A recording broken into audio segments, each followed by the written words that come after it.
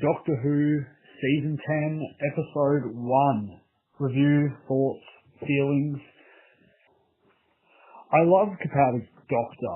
He seems to have really come into his own since his first outing, and so he's back in fine form, talking a lot of nonsense and looking spectacular.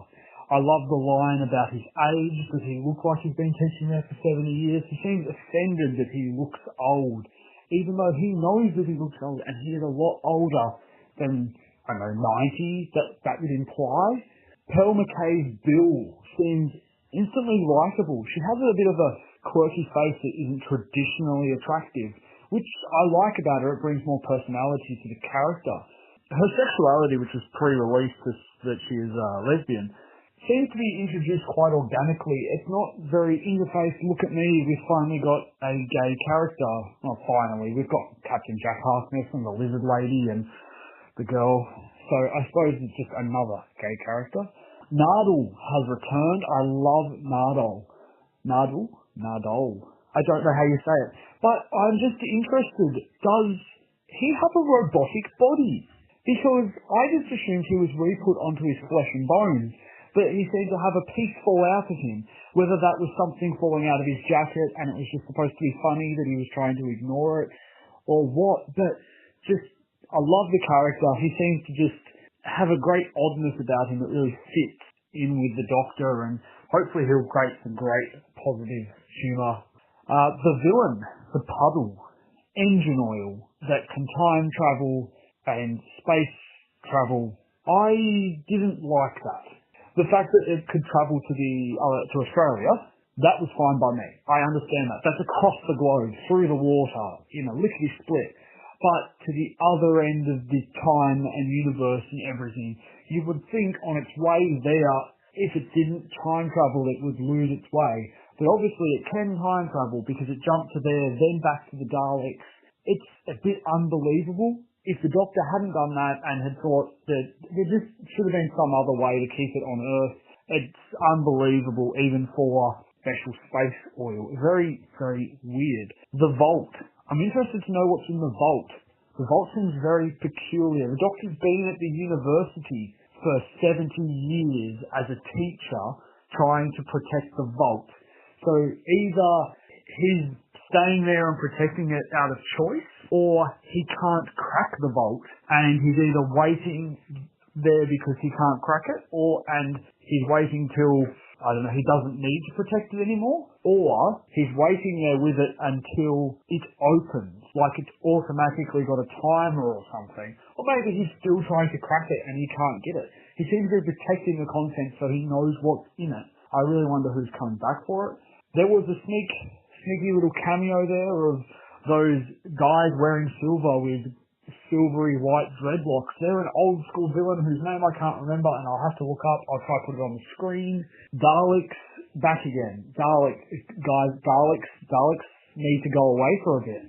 Daleks are only special when they have some big major plot device. This one was used quite nicely. It showed that the villain could withstand the power of the Daleks, and it took out the Daleks, and that was kind of cool. So it wasn't too in your face, but Daleks are overused these days. Looking forward to the usual preview for the rest of the series.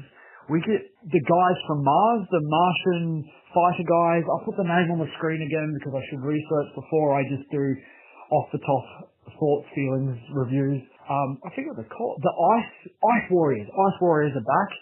That's going to be epic. We've only had one episode since the classic that had Ice Warriors, so that will be good. The emoji bots next week look quite interesting. Of course, obviously keeping up with pop culture into the future. Oh my god, I hope we do not have such a big emoji pop culture in that point in time. But of course, looking even more forward, there seems to be some creepy, crawly alien thing grabbing hold of a guy. That looks interesting. More spacesuits, meaning we're going to be off Earth for a bit, out in the wilderness. And then, of course, the bit that made every man, woman and child blow their load, the Master. John Sim is returning as the Master. Missy was in before the Master. So, yeah, she's cool and all, but John Sim will be back. with a beard this time, returning to his more devilish-looking ways of the original Masters. Looking way back, the first Master had a beard. He was quite evil. I can't remember the actor's name, but he was good. So John Simm's Master, of course, had an on-screen death, but the Master has not had an on-screen resurrection. Missy just appeared. So there has to be a time in between where the Master comes back to life. Now, I'm going to make the assumption and say that when the Master is resurrected for the third time, yeah?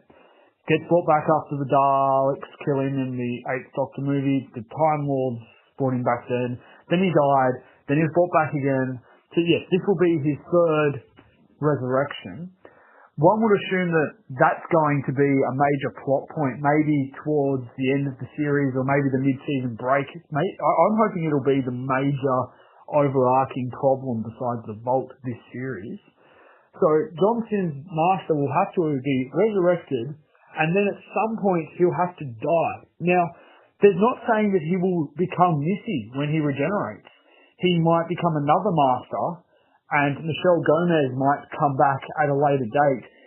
She might be a bit like the Valeyard even. She might be a Master that's a long way into our future, and we will see her start to regenerate without a final look on who she becomes, and then we can put in a couple more in between John Sim and Missy, which would be interesting. You never know what they're going to do.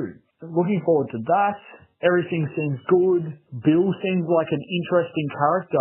If you notice the fact that her adoptive mother didn't know she was gay. So whether she's out of the closet, she seems to be, but hasn't told her adoptive mother.